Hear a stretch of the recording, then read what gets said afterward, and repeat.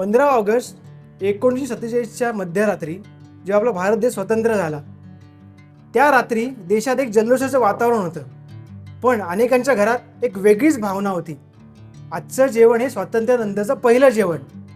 उद्या 15 ऑगस्ट याच निमित्ताने आपण एक गोड पदार्थ करणार आहोत. तर हे खवय्यानो, मी सौमिल आणि आज आपण करणार दुधीची खीर. तर लागणार साहित्य बघूया. त्यासाठी दुधी, वेलची पावडर, मनुके, काजू, पिस्ता, गोड खवा आणि साजूक तूप. तर आता कृती बघूया. आपण प्रेशर कुकरमध्ये हा दुधी आपला वाफवून घ्यायचा आहे. ठीक आहे, या साला काढूया आधी.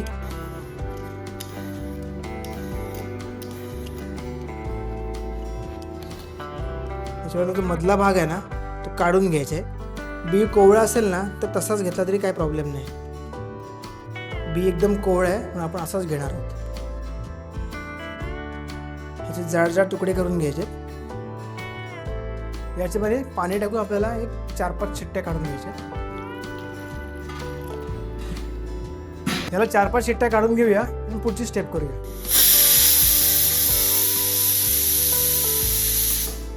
दुधी शिजलंय आता, तर हे थंड झालं की आपण मिक्सरमध्ये बारीक करून घेणार आहोत.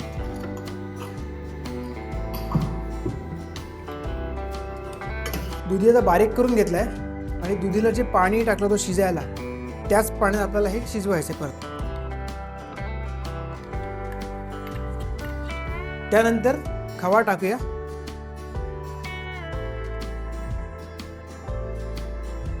नंतर पिस्ता, काजूचे काप, मनुके, थोडी वेलची पावडर आणि साजूक तूप.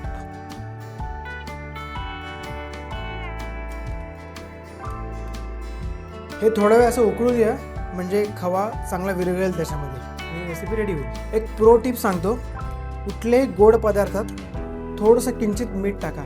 बघा चव कशी येते ती. यात थोडंसं आपण मीठ टाकणार आहोत. आता ही खीर आपण बाउलमध्ये काढून घेऊया. दुधीची खीर आता रेडी झालेली आहे.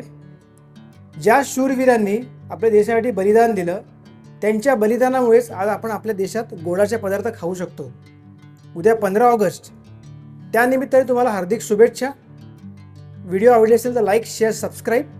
पण लक्षात असू द्या, आरोग्यम धनसंपदा.